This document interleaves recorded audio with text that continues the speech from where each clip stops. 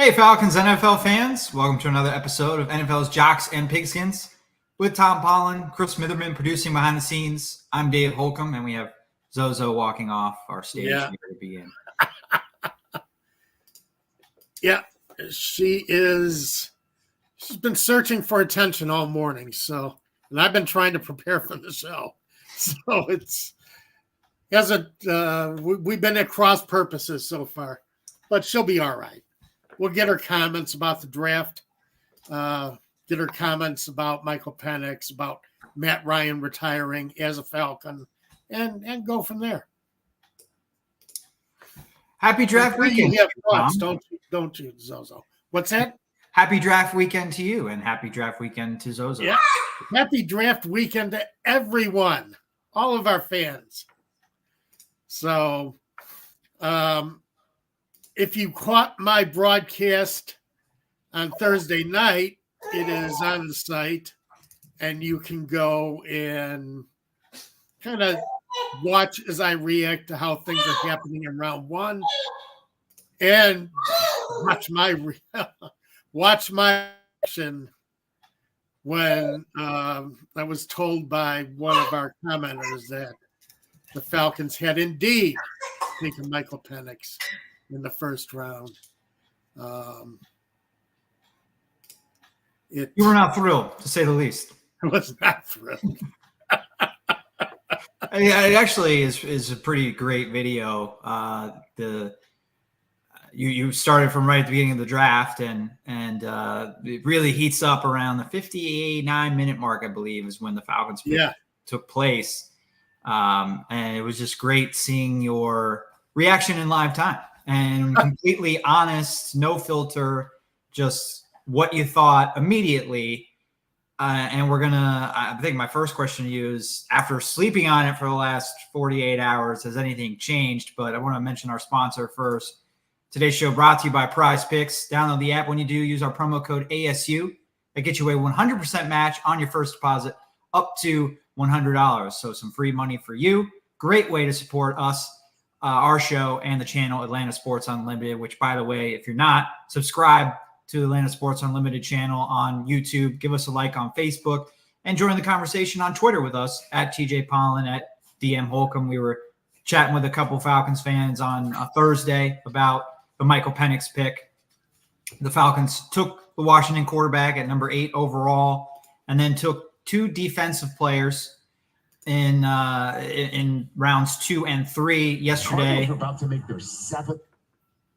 You got an automatic video playing. Sorry. Oh, I hate that. I wanted to make sure I got the names right for the defensive players. Clemson defensive tackle Rook Aruru, which is my new favorite name, Tom, in the NFL. And I'll go for that. And Washington edge rusher Braylon Trice at 74th overall in the 3rd round. We're going to talk a lot today about the first pick, Michael Penix. You were highly critical of it in real time on Thursday night. Have your views on the selection changed at all in the last 48 hours? I've come to terms with it. I'm not as devastated by it. Not as flabbergasted. Yeah, go ahead and check it out because, and I'll tell you, that's the one thing you're always going to get from me is honesty. I may not always be right, but you will get honesty out of me. And I don't think I could be more honest than I was. But no, I haven't changed my opinion. The Falcons, I think, were going one way. And really, they missed the chance to get a difference maker on Thursday night, a difference maker on defense. Why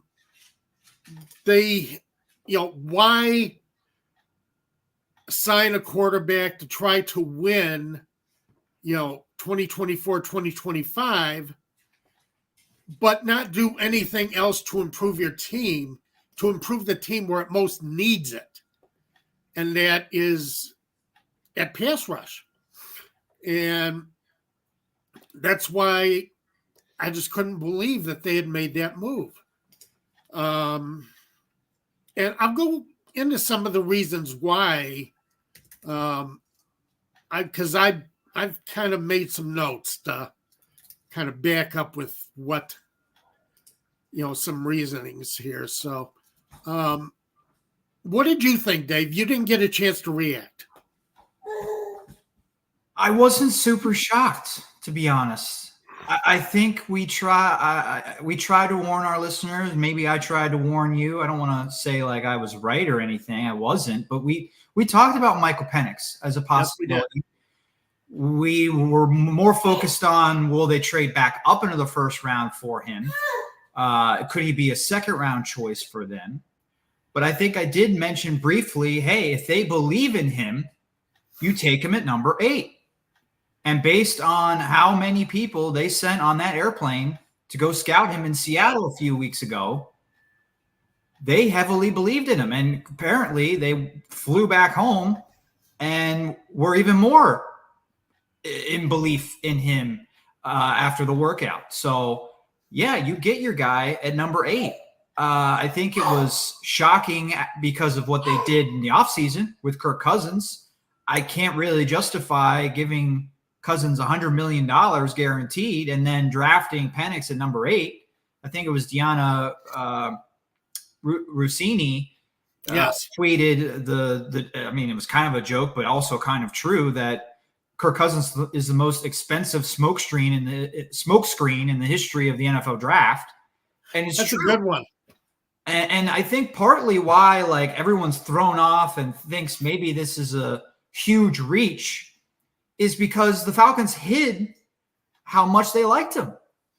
And, yes, it was floated around that other teams liked him. A lot of scouts really love him. Maybe not necessarily at number 8. There were a lot of draft analysts that were critical of the pick at that time. But you also look at how the draft unfolded. 14 players at the top of the draft on offense going right away, 6 of them quarterbacks, 6 quarterbacks in the top 12. They weren't going to get Penix late in the first round. Definitely not in the second round.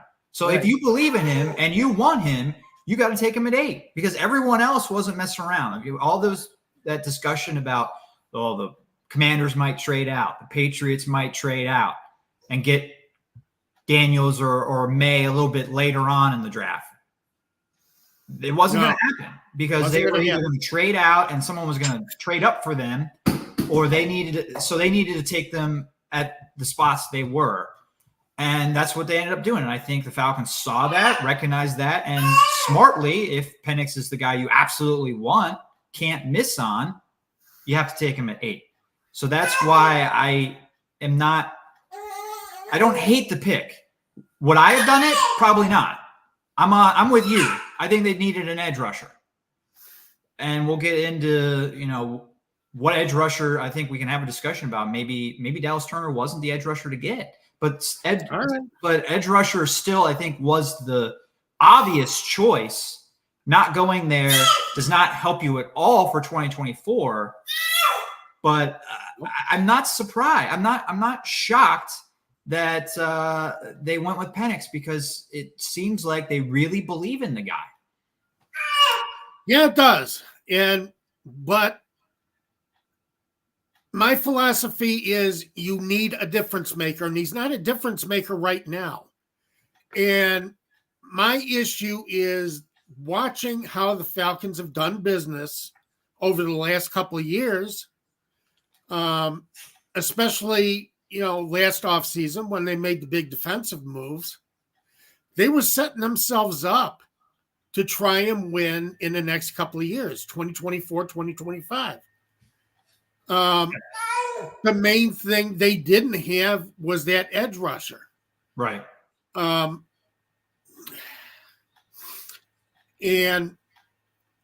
I know they paid a premium for Kirk Cousins, but to me, the Cousins move told me they wanted to win. They want to win now. But maybe we misread that. Maybe we did. I'm just throwing that out there. I'm not saying you were wrong in your initial reading, but the Penix decision obviously doesn't say 100% we're trying to win in 2024. Right, but the free agent moves you made, and when these contracts come up, means that you have a short window. You got a 2-year window. All right. I wrote it down here. Free agents in 2026. Grady Jarrett, which they made a move to actually, try to back him up and maybe replace at that time. Caleb McGarry, David Onyemata, one of the free agent contracts. Kyle Pitts' rookie deal comes up. Caden Ellis, another free agent contract, is coming up in 2026. And you got Ebiketie, Troy Anderson, D'Angelo Malone. You got a lot of players that you're going to count on defense, but they're going to be gone in a couple of years. So, and I know you got a couple of years to replace them. I'm not arguing that, but to me, as I say, signing guys like Jesse Bates, Onyemata, Caden Ellis tells me that they were trying to set up to win. And when it came to free agency, there weren't any quarterbacks out there. They paid a premium to bring in Kirk Cousins. And I think the only reason you pay that premium is to try and get a guy who's going to help you win this year. Or else you don't pay the premium.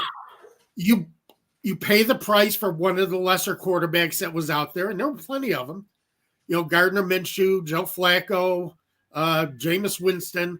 You could have signed any of those guys. But they wanted, Russell Wilson, they could have made the trade for Justin Fields. They wanted a guy that has won, and I know he hasn't gone to the NFC Championship game, but he has won. He knows how to play quarterback. He knows how to run an offense. He knows how to read defenses. So you paid a little bit of a premium to get the guy that you felt would help you win this year and next year. Yes, he's old, but he's still got a couple of years left in him. So, but now you've left yourself in a spot where you didn't improve your defense. And if you look at some of the numbers from last year,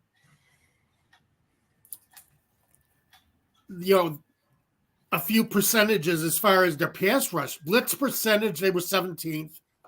Hurry percentage, 13th. Knockdown percentage, 12th. Pressure percentage, 10th. So they were swarming around the quarterback. Sacks, they were 21st. All right, all this stuff they were doing around the quarterback did not bring that quarterback down. And that is the most destructive plays on defense is interceptions and sacks. Because you're either getting the ball turned over or you are putting a quarterback, you are putting an offense in a bad position to try and get a first down, try and continue a drive. Hurries aren't doing much. All hurries tells me is you're not sacking the quarterback. All right. Maybe you pressured him into making a bad throw. But again, you're not getting that interception off the bad throw either. If you want to pressure, you say all these pressures, all these knockdowns, we're forcing the quarterback to make a bad throw, and we are up in the league in interceptions. All right, you're having an effect, but you're not getting the interceptions either.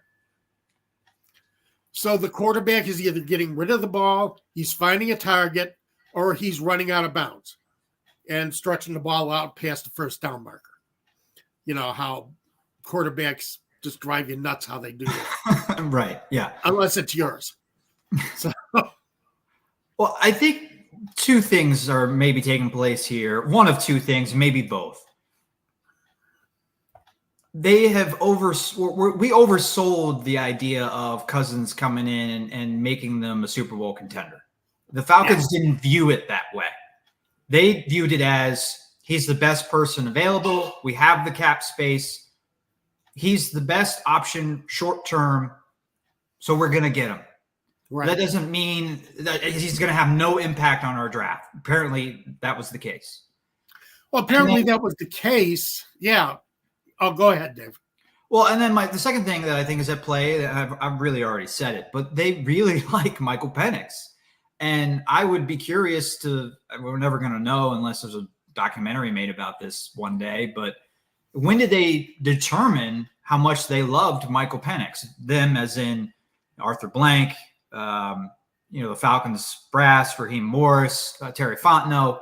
I mean, did they know that when they signed Kirk Cousins? Or was this Kirk Cousins is our guy? And then through the draft process later on, they were like, well, Penix is can't miss prospect. We really need to think about taking him. Or did they know that all along and sign Cousins anyway? The way it looks to me is that they maybe had a high grade on Penix going in and thought that, he was a good possibility. Maybe they thought he wouldn't be there. Yeah, but I think as they went on in the draft process, they started feeling better about him, started feeling more confident in him. That's why they sent all those people up to Washington to look at him. Yeah. Because they felt better. They felt like, hey, maybe this guy is the quarterback we want. And when you think about it that way, I mean, it's the best case scenario for the Falcons. And again, I wouldn't have made this pick. I know I'm arguing for it. Probably will throughout this show today. I think just because I want to put a positive spin on it. Ultimately, I think they should have went with the edge rusher. But there are positives to this pick. And it's you have your short-term answer with Kirk Cousins. Maybe it's shorter than we initially thought. We kind of thought 2 to 3 years. Maybe it's only 1 year. I mean, Penix is 24. Well, it can't be because, let's see. I got Spot Rack called up here. Let me see something. Spot Rack is running slow. I know that would be a huge cap hit. I think that's what you're trying to find. And that's it. The dead cap is what we're going to run into. But, I mean, they did that. They took the dead cap and traded Matt Ryan away. I mean, all right, but you didn't have to do it by signing Kirk Cousins. If you were really sold on Penix early in the process, then you don't sign Cousins and you don't tie up as much cap space in them because you're going to sign a quarterback. You're going to bring this guy in, and nobody else is going to take him before 8. Because you could pretty much read the draft. You knew that the top 3 teams needed quarterbacks. That's true. You don't know who's trading up. I mean, nobody before Thursday thought he'd go at 8. So you're not going to be able to convince me that the Falcons felt confident no one was going to take him before 8. I was confident nobody was going to take him before 8. I think you were pretty confident they weren't taking him at 8 either, and that didn't happen.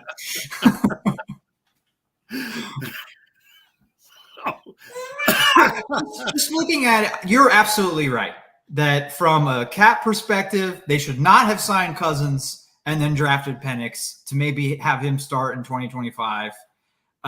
If you ride out the Kirk Cousins contract and don't eat a ton of cap space, and by the time Penix is playing, he's in his mid-20s.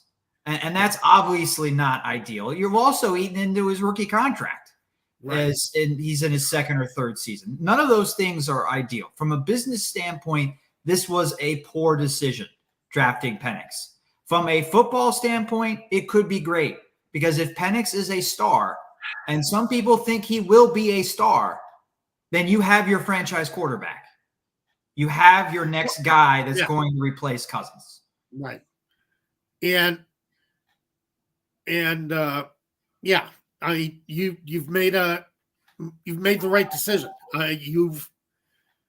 You were shrewder than everybody else in the NFL. You found something in Penix you didn't understand, didn't realize was there, and you went ahead and brought him in.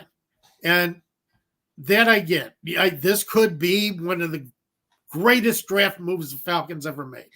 or at least since they traded up to get Julio Jones. Yeah. It could be. But my issue is it could have been better. If you're in the top 10, you've got to get a Pro Bowl caliber player. Now, Penix may eventually be that, but he might not either. I mean, yes, he's a very polarizing prospect. If you read the negatives, then you're going to believe this was an awful pick. And that's fair, right, because there are negatives, but there are a lot of positives as well. And as far as like reaching for the quarterback, I mean, every quarterback is pretty much a reach. Every quarterback's a reach, yes. Yeah, I mean, even Caleb Williams, not so much a reach at number one. He was, some people regarded him as the best player, but he wasn't like a shoo-in best player, a best prospect. A lot of people liked some of the wide receivers or the tackle from Notre Dame. So, like, you could even argue he was a reach, but definitely Jalen Daniels and Drake May weren't a top three player if you're ranking all prospects. And Bo Nix was certainly a reach at number 12. So if you want a quarterback, and I think I felt this way as well, reacting to it off camera. Your reaction on camera was, why didn't they trade back and then get Penix a little bit later? I think it was very easy to say that in real time. But now looking at how the draft unfolded, again, 14 offensive players off the board in the first 14 picks. Never has happened before. And 6 of the top 12, never happened before, were quarterbacks. Yes. So, again, they couldn't fool around with this by trading back, trying to get extra draft capital if they really wanted Penix. Yeah. And I do understand that. And that's probably what was going through the Falcons draft room.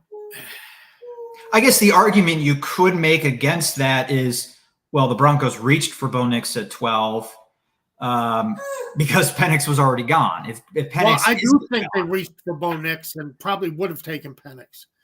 Now, word is that the Falcons did want to try and trade back up into the first round, but for Letu. Instead of getting your edge rusher, then trading up to try and get Penix. They tried to do it the other way. They tried to do it the other way. Yeah. And didn't quite work. So, which is another thing I wanted to bring up about the edge rushers, or a thing to bring up about the edge rushers. You know, everybody was all in Dallas Turner's pick, and Dallas Turner might become a great player. He is a highly regarded prospect. But a lot of other teams passed on him too, not just the Falcons.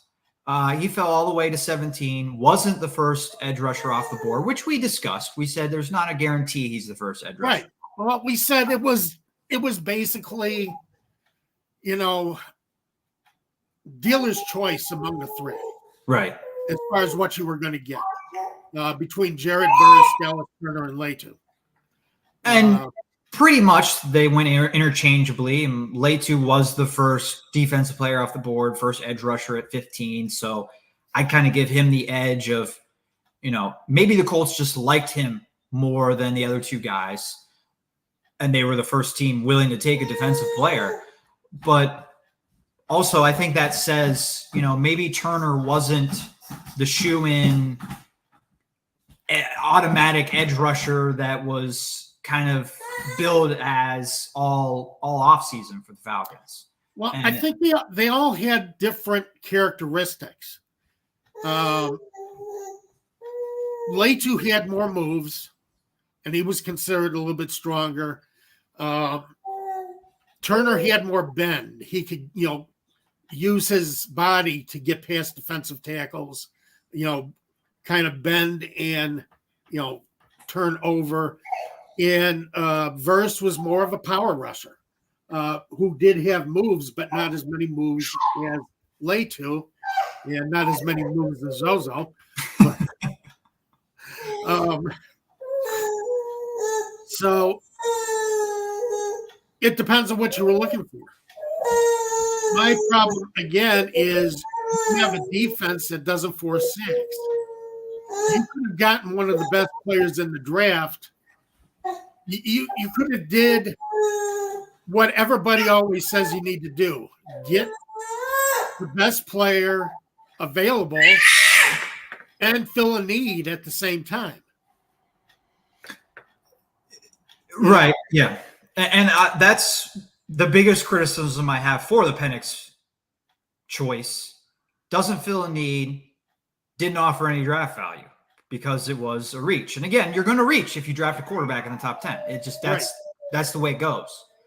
But it doesn't fill an immediate need, and it doesn't, and it was a reach. So for 2024, what you're talking about, it would have been much better to draft one of the edge rushers. But I think the report about them trying to get Latu is interesting because the Vikings did trade up for Dallas Turner, and maybe the Falcons just weren't in a position to do that because it would have taken a lot of draft capital. The Vikings traded up just 7 spots and gave up a lot. The Falcons would have had to maybe give up next year's first-round pick. Who knows? To move up from it's second. Possible at least next year's second or third. Yeah, I think it would have taken some 2025 draft capital to get back up. And maybe they just weren't willing to match the offer. But Turner also isn't being mentioned as the edge rusher that they were after either, which I think is – I just find that notable for sure. Yeah. A lot of guys were throwing Daniels at the Falcons, and Falcons just basically weren't interested. They showed they weren't interested, which is another reason why, but you still could have taken one of the other ones, depending on which one you thought was your man. Because Calais Campbell led the Falcons in sacks last year with 6.5. He's not the guy you can lean on to put pressure on a quarterback and bring a quarterback down. As I said, the Falcons were great at bringing pressure last year, but they were terrible at bringing the quarterback down.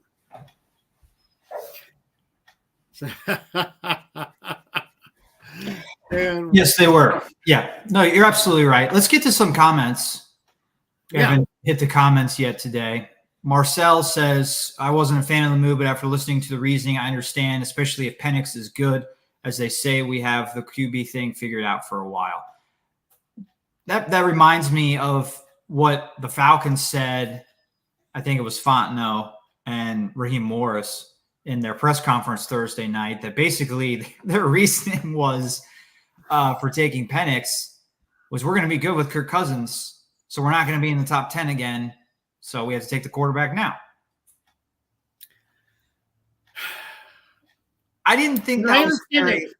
But you reached for that quarterback. All right, that's the problem. You reached for someone who really wasn't worth the number 8 draft pick. Yes, but again, I mean, every quarterback is a reach. We've already said that. But, you could argue Patrick – I not even could argue. Patrick Mahomes was a reach, 10th overall. The Chiefs traded up for him. He was a high ceiling, low floor quarterback, similar to Penix. Yeah. And he's a superstar. Not saying Penix is going to be Patrick Mahomes. Not suggesting that at all. Just saying. And that's what I try to remind Bears fans quite a bit, is that Mahomes was not a can't-miss prospect coming out of college. There were a lot of questions about his game. So he wasn't the can't-miss guy. But you're right. You don't know for sure. But again, Cousins makes no sense to me if you weren't going to try to win. And if you're trying to win, Penix is not the pick. And I guess if you're trying to win and rebuild from scratch, Penix is the pick. But they're not rebuilding from scratch. They've done a lot of building already. Tony reminds me, I'm turning my attention to the TV. The Falcons are on the clock. The pick is in. They just took Oregon defensive tackle Brandon Dorlus. Okay. He's 6'3", 283 pounds. They've drafted him at 109th overall. And one of the early picks in the 4th round here to get us going on day 3. All right. Another defensive tackle. Obviously, they are trying to hedge their bets when it comes to Grady Jarrett. And again, Daniel Onyemata's contract comes up in a couple of years, and you don't want to have to re-sign Onyemata because he's going to be on the wrong side of 30. So this should be his only contract with the Falcons.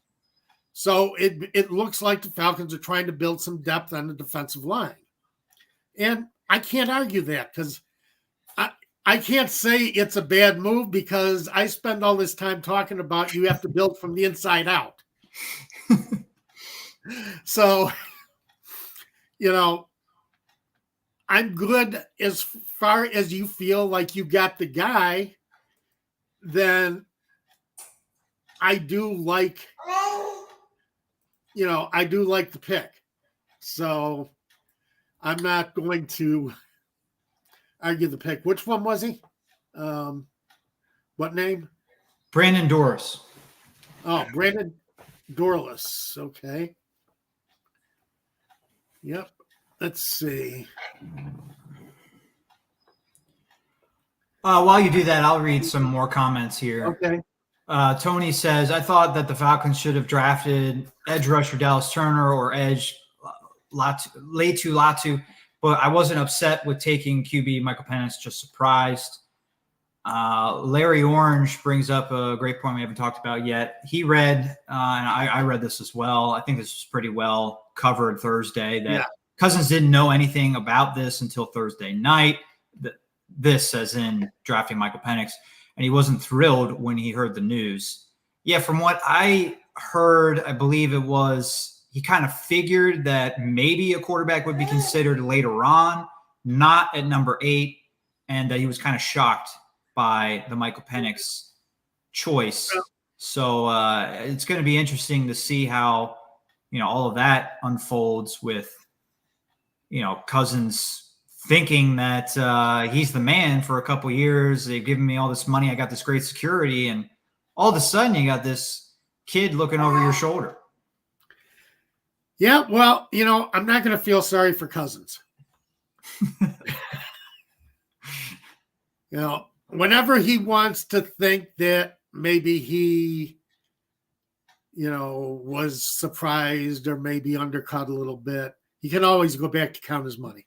So I'm not as worried. True, but he wants to, cement.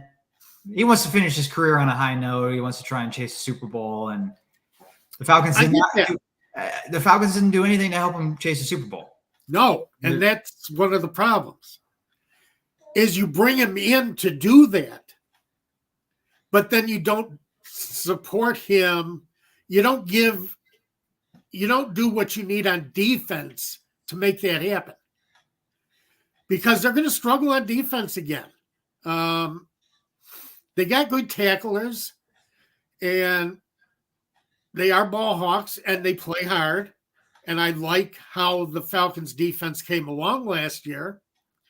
But again, you need that guy to get offenses behind the chains, because the play options become a lot more limited when you're looking at 3rd and long.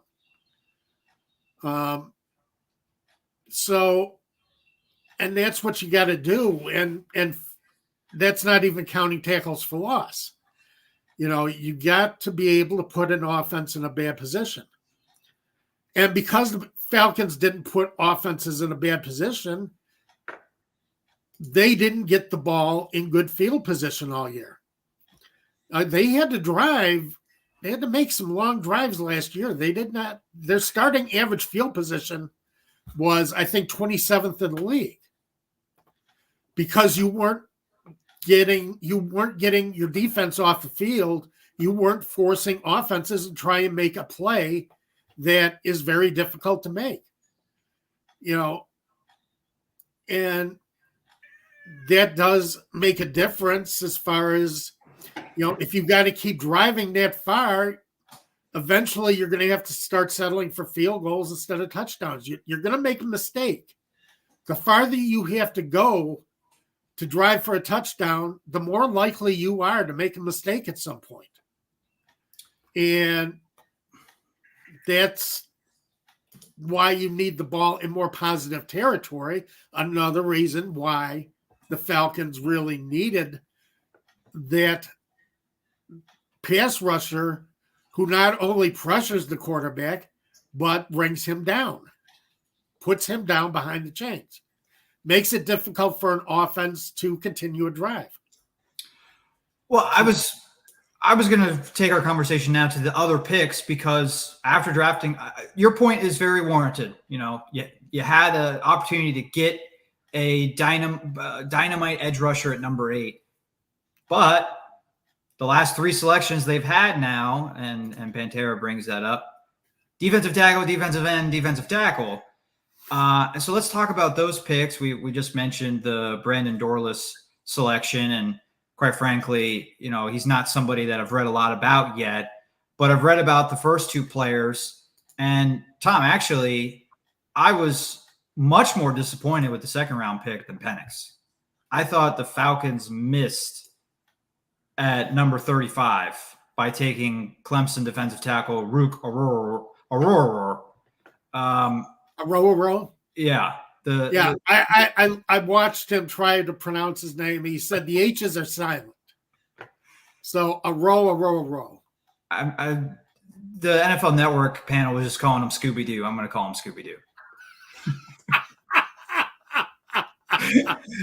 Okay.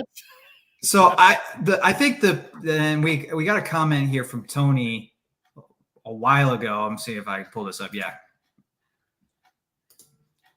I like the Trice pick too, Tony. I think he was a very good pick in the 3rd round.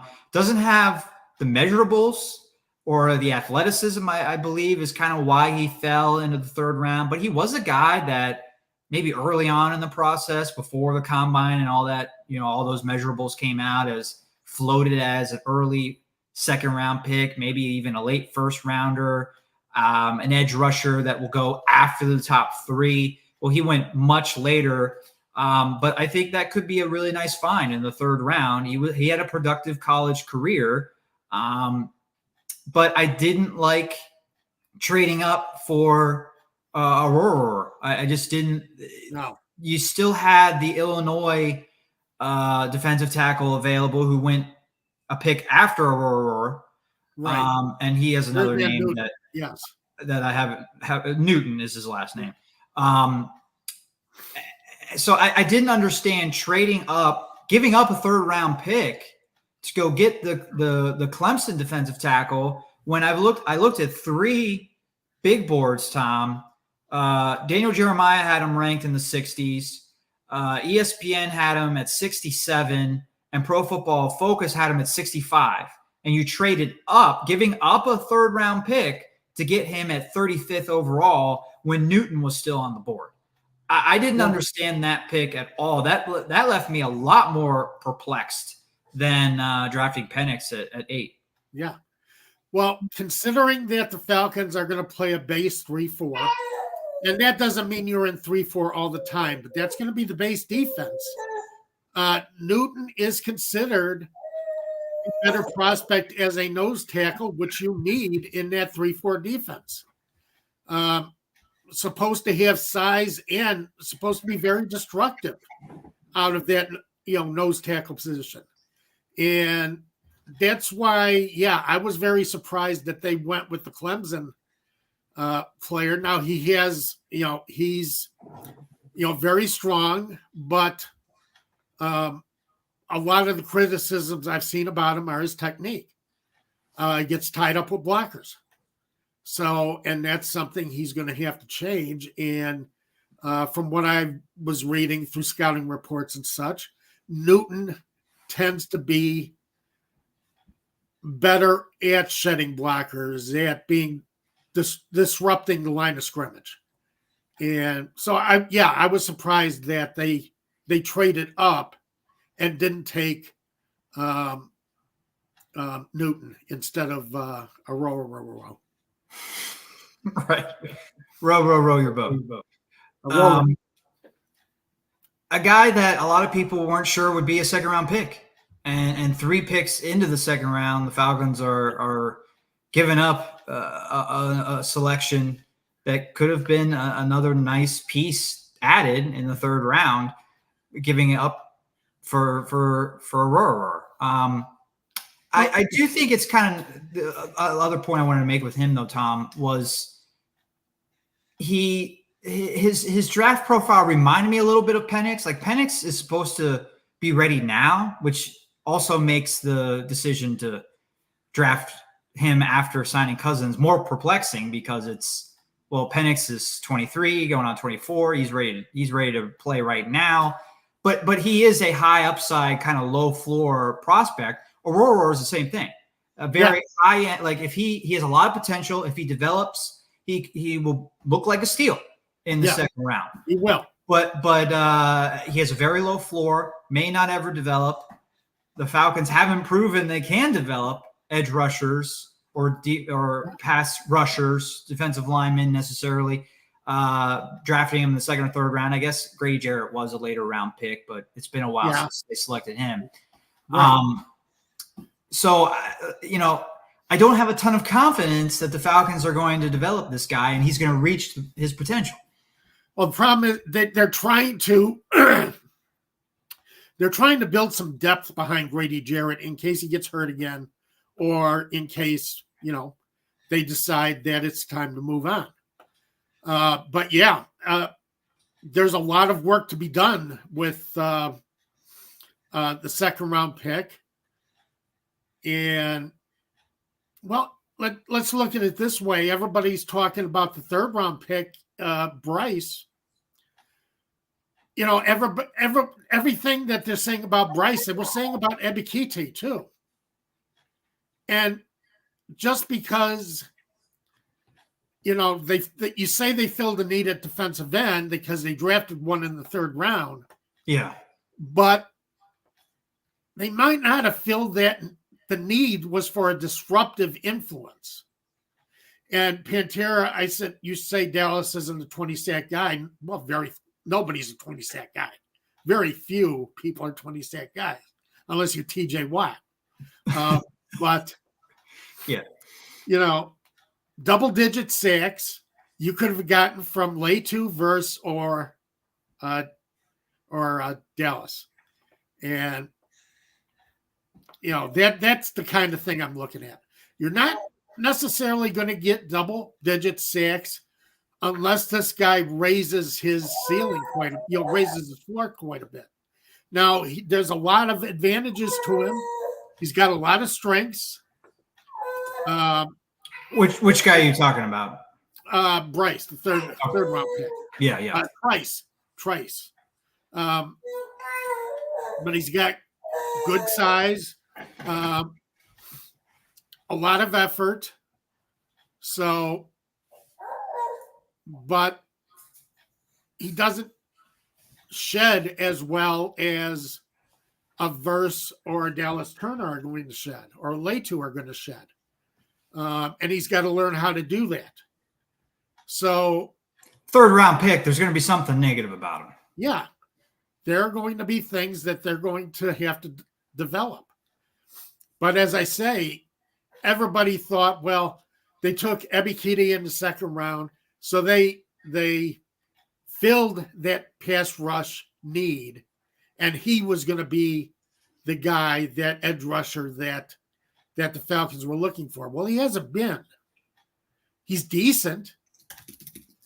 I think he's better than he was as a rookie. I think he's improved, but he doesn't. I think he's reached the ceiling,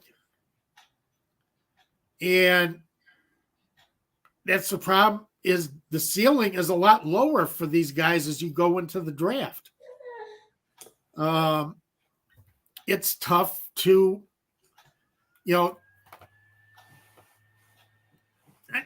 I'm not saying that he can't turn into a top rusher. I just think the odds of him being able to overcome some of the weaknesses in his game are tougher than it would have been for one of the top edge rushers. So that's, yeah, I know they're filling needs on defense. They're filling depth on defense. I think Trice is a good depth player. Yeah. Yeah. All right. I think so too. But they don't have their difference maker. Oh, Little E is back. He was on my show Thursday night. So it's good to see you back. He says Cousins was the biggest mistake, not Penix. You know something, Little E? I'm still going to stand with it that, well, we did discuss a lot of this earlier in the show that, you know, they paid a premium for Cousins. Probably shouldn't have if they thought this highly of Penix. You know, so, it is unfortunate. Yeah. Well, so let me ask you this. We both agree that they shouldn't have done both. Draft Penix and sign Cousins. What would you have preferred them do? Which one?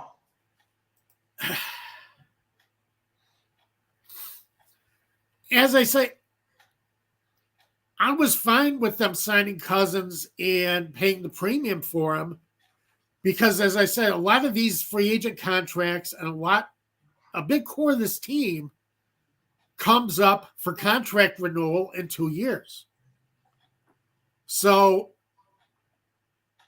when are you going to make that run? Are you going to wait another 2 years to rebuild the team? And rebuild the defense and put more pieces in place?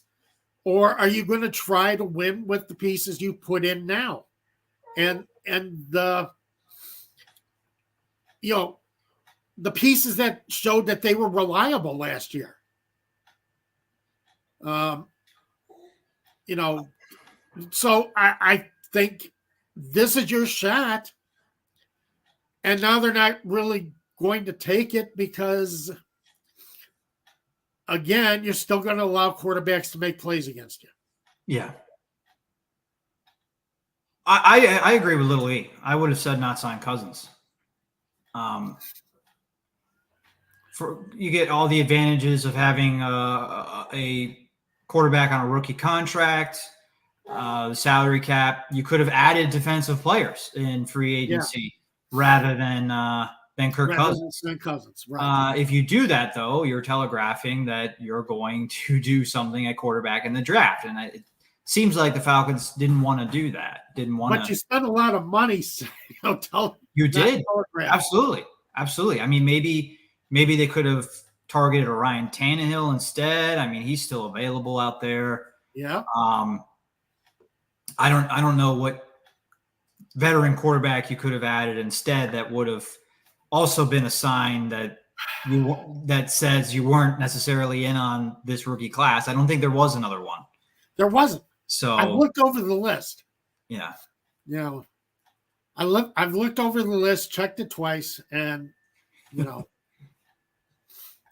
most of them are pretty naughty. But yeah, we mentioned that early in the show, Italy, that it's absolutely going to put them in cap hell if they move on from Cousins before the contract expires or before the opt-out year. And I think they have to do that. Otherwise, Penix is going to be 27 years old by the time he's playing. You don't want to do that. If you believe in Penix, he should play immediately, quite honestly. I know he's not, but... Well, a question just occurred to me that I want to throw up to you. How much has Arthur Blank been involved in all this as far as signing Cousins? I think he's been involved in all of this. I think he's involved. I think he approved and maybe even pushed for both moves, for Cousins and for Penix. And I'm not really sure. I mean, I guess it's maybe the moral of the story is they can't make up their mind what they're doing. Are they competing in 2024 or are they building for the future? And really what they're doing is they're trying to do both. They've been trying to do both for a few years now. Right. And they're still trying to do both. And you can't do both. You have to pick one or the other. And we thought that, okay, sign Cousins. Finally, like, this is it. They're going for it. Maybe they're not going to be Super Bowl contenders, at least to begin the season, but they want to win the division title. They want to host a playoff game at Mercedes-Benz Stadium finally. They want to have, win some playoff games. Right. And that is, if that's your goal, you don't draft Penix. You don't draft Penix. I'm a little surprised that Blank would want Penix because he's 81 years old and he wants this team to win a Super Bowl.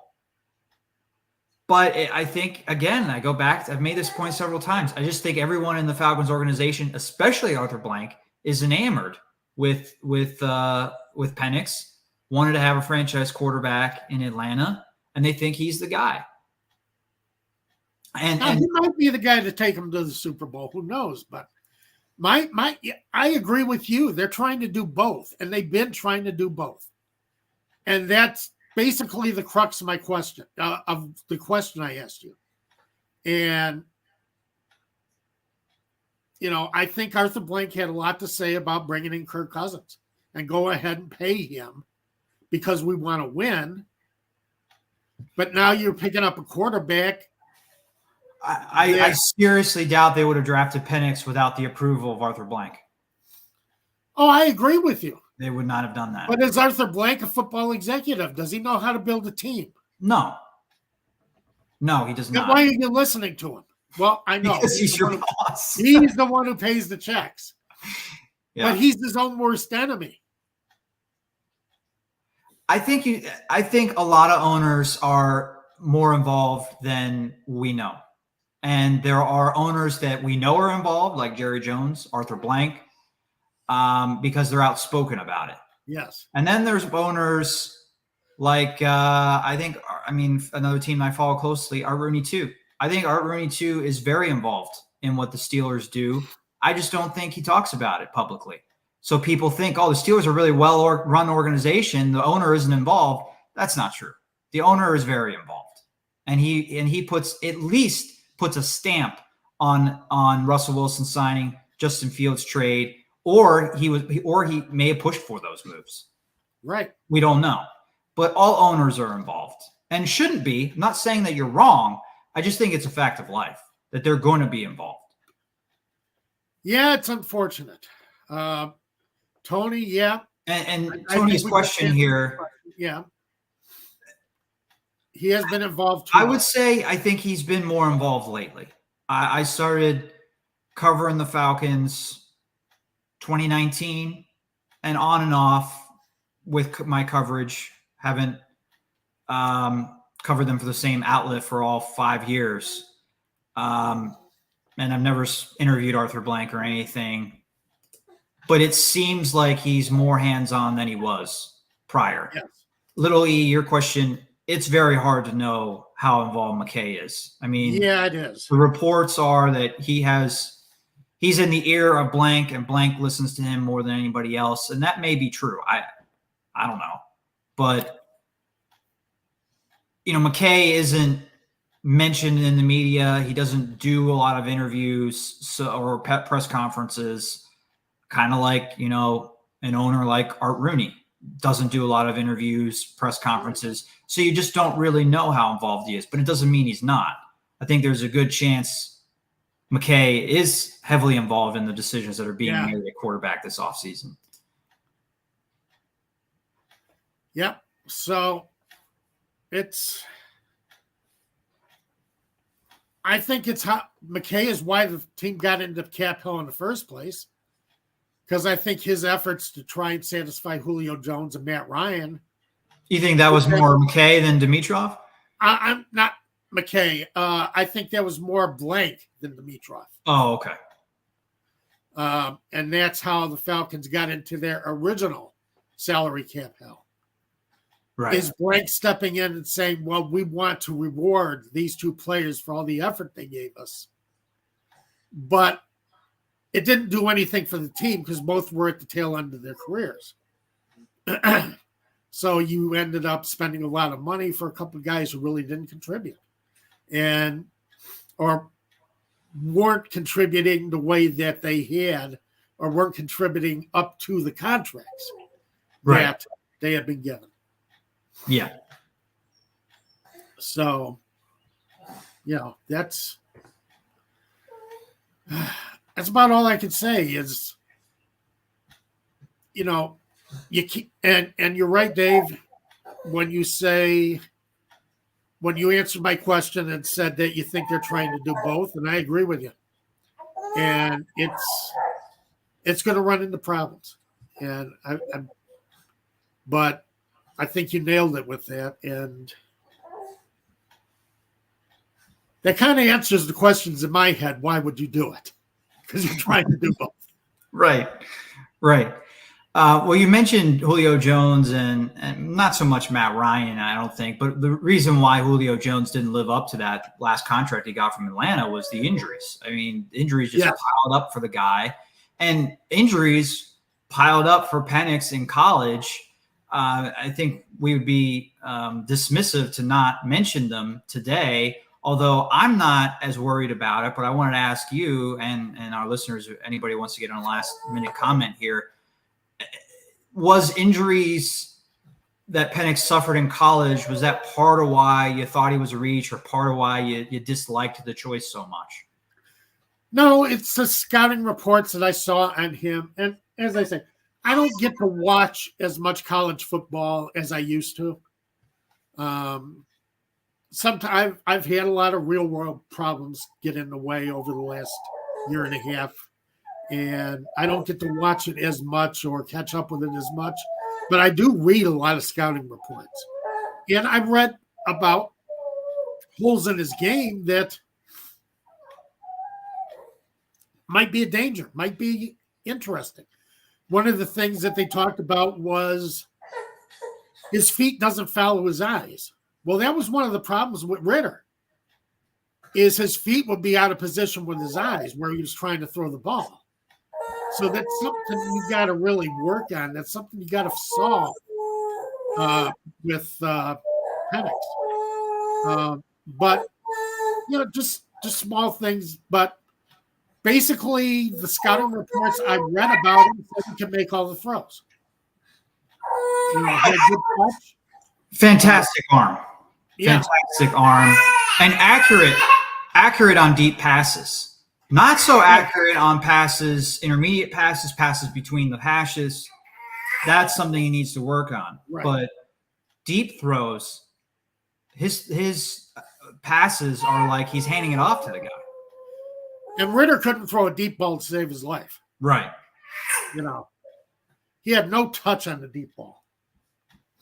He had no touch on the intermediate ball. If he wasn't throwing a laser, then Ritter was going to have problems at quarterback. So, Penix is definitely an improvement from what the Falcons brought into 2023. So, and Larry Orange, you are sitting right with me. We think alike. We need an edge rusher because, again, unless you intend to outscore your opposition, that doesn't work very well in the NFL. Yeah, and Larry Orange had a great, funny comment earlier in the show as well. He thinks quarterbacks might go out for dinner passing against the Falcons next year. Yeah, you never know. As I say, they have a lot of great pressure numbers, but they don't do much about bringing the quarterback down or making the interception because of the pressure. So we'll see what happens. Don't know if that's an exact stat, and who knows? I mean, some of those fourth quarters were probably 30-0, 40-0. Unfortunately, I don't have time to look it up now, but I'm going to look at that.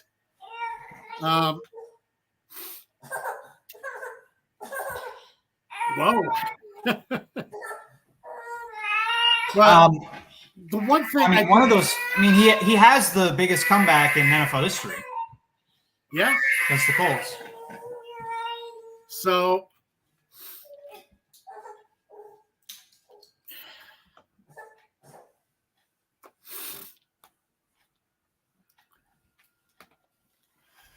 One of the things I wanted to get to, hey, Thomas, before we sign off today, is Matt Ryan signed a one-day contract to retire as an Atlanta Falcon.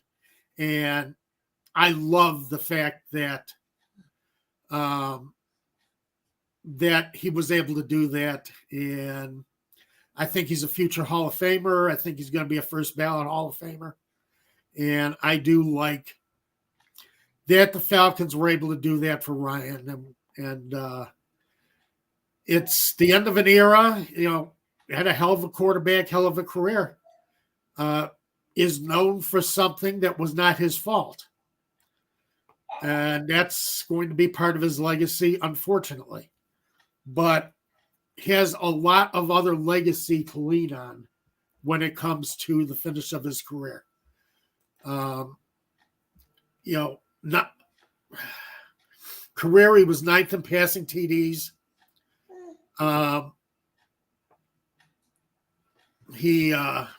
Let's see. There's one thing I wanted to look at. Yards per pass, quarterback rating, passing yards per game, approximate value of Pro Bowls, passing yards, player of the month, pass attempts. Yeah, I can't find it now. His fourth quarter comeback numbers and his game-winning drive numbers are in the top 5 of quarterbacks all time. Yeah. So, this is a guy who performed under pressure constantly. Yeah, it was Kyle Shanahan's fault and it was Dan Quinn's fault. 2 of them both made bonehead plays that undercut Ryan. But if you look at Pro Football Reference, they have similar players whose career was of similar quality and shape. They compare Matt Ryan to Dan Marino, John Elway, Fran Tarkenton, Aaron Rodgers, Brett Favre, Joe Montana, Russell Wilson, Ken Anderson, who should be in the Hall of Fame. That's some pretty big shoes that, there's some pretty big names that Matt Ryan is joining as one of the best in the game. That's why I think he goes in the Hall of Fame. There's no doubt about it. And I think Atlanta fans, you saw something special for quite a while. Something us Bears fans are hoping we see with the coming Caleb Williams. But you had something special for quite a while. And I hope you appreciated it. Because it doesn't come along all the time. It's not an easy thing to have. And Atlanta Falcons fans had it. And again, enjoy it because he gave you a lot of great years. So my hats off to Matt Ryan and his career. Falcons hoping that Penix is the next guy. Yeah. Penix will be their franchise quarterback like Matt Ryan was. As I say, the Bears have been looking for that next guy for a while. But I'm not going to compare the two, but I'm just saying. You're absolutely right. I mean, it's hard to find the next guy. It's hard to find the next guy. You look at some franchises are able to so easily transition from Brett Favre to Aaron Rodgers or Peyton Manning to Andrew Luck, things like that. You think your team can do it too, and it's a lot harder than it sounds. So, but hopefully Penix is the guy for the Falcons. Marcel, I'm a Bears fan. I have adopted the Falcons because I've been covering the Falcons about as long as Dave has. I am not a Bears fan. That's why I got so emotional Thursday night. Because the Bears had done a great job in the draft, and I felt terrible on Thursday night because of the way the Falcons, I thought the mistakes gets made. So, yeah, I've adopted the Falcons. It's just the way it is. But yeah, I'm a Bears fan first, as you can see by my helmet. I am not a Bears fan, Marcel. So,